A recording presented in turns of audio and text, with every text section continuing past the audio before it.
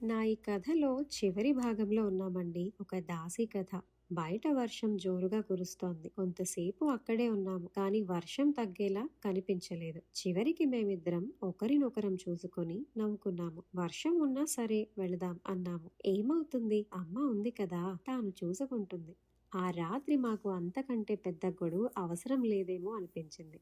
మేము వెళ్లాల్సింది సౌత్ గోపురం వైపు, కానీ బయటికి వచ్చేసరికి మేము నార్త్ గోపురం దగ్గర ఉన్నాము అని అర్థమైంది. తర్వాత జరిగినది చిన్నపాటి మ్యారథాన్ అని చెప్పొచ్చు. మేమిద్దరం చిన్న పిల్లల్లా నవ్వుకుంటూ పరిగెత్తుకుంటూ వానలో తడుస్తూ సౌత్ గోపురం చేరుకున్నాము. అక్కడి నుంచి రాజగోపురాన్ని చూస్తూ మఠం చేరుకున్నాము. అప్పటికి అలసట శరీరం అంతా చేరుకుంది. రూమ్ కి వెళ్లి అన్ని సర్దేసుకున్నాము. కాస్త ఫ్రెష్ అయి పడుకున్నాము. కానీ ఆ రాత్రి అసలు యజమానులు మేము కాదండి, దోమలే. మూడవ రోజు ప్రారంభమైంది. తెల్లారేసరికి ఒంటి మీద వాళ్ల విజయ చిహ్నాలు స్పష్టంగా కనిపిస్తున్నాయి. ఇవి తగ్గుతాయా అనే సందేహం మొదలైంది.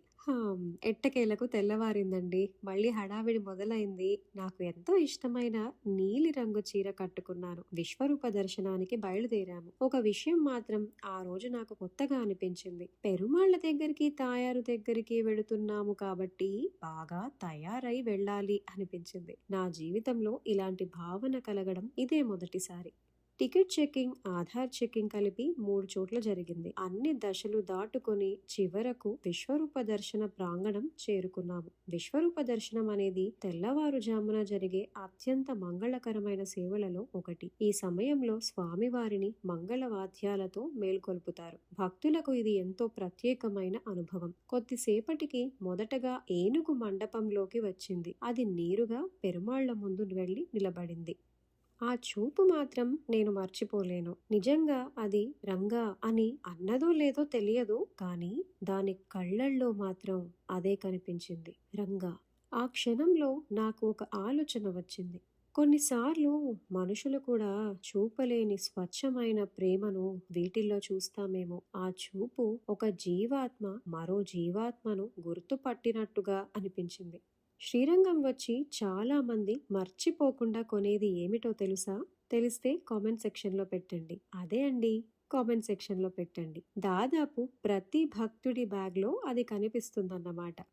మేము ఎన్నో కొనేసుకున్నాము. ఇంకొన్ని చిన్న జ్ఞాపకాలు కూడా కొనుక్కొని మఠానికి తిరిగి వచ్చాము. అన్ని సర్దుకుని బెంగళూరు వైపు మా తిరుగు ప్రయాణాన్ని ప్రారంభించాము. 2 రోజులుగా సరిగ్గా నిద్ర కూడా లేదు. అందుకే కారు కదలగానే నిద్ర తన హక్కు తిరిగి తీసుకుంది. మధ్యలో ఏటువీలో భోజనం చేశాము. దారిలో కనిపించిన మామిడి పళ్ళు, జామకాయలు కూడా నాతో పాటు ప్రయాణానికి వచ్చేశాయి. బెంగళూరు ట్రాఫిక్ గురించి ప్రత్యేకంగా చెప్పాల్సిన అవసరం లేదు కదా. పైగా నా హైదరాబాద్ బస్ టైం కూడా దగ్గర పడుతోంది. అందుకే అందరం కాస్త టైం పై దృష్టి పెట్టాము. జాగ్రత్తగా ఫుడ్ పార్సల్స్ కూడా తీసుకుని మెట్రో స్టేషన్ వైపు బయలుదేరాము. ఈ యాత్రలో మరో అందమైన జ్ఞాపకం ఏమిటంటే నా స్నేహితురాలి కుటుంబం. వచ్చినప్పుడు ఎంత ప్రేమగా స్వాగతించారో, వెళుతున్నప్పుడు కూడా అంతే ప్రేమగా వీడ్కోలు చెప్పారు. మెట్రో ఎక్కి బస్ స్టేషన్ చేరేసరికి అలసట ఒకసారిగా శరీరమంతా వ్యాపించింది. నిద్ర, నీరసం 2 పోటీ పడుతున్నాయి. చివరికి బస్ ఎక్కాను.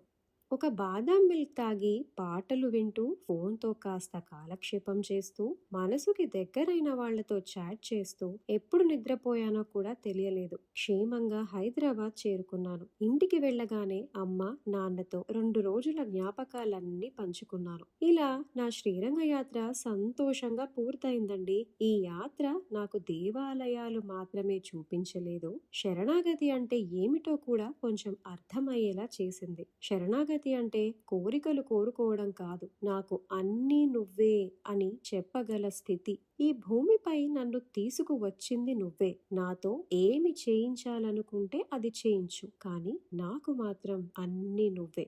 జై శ్రీమన్నారాయణ.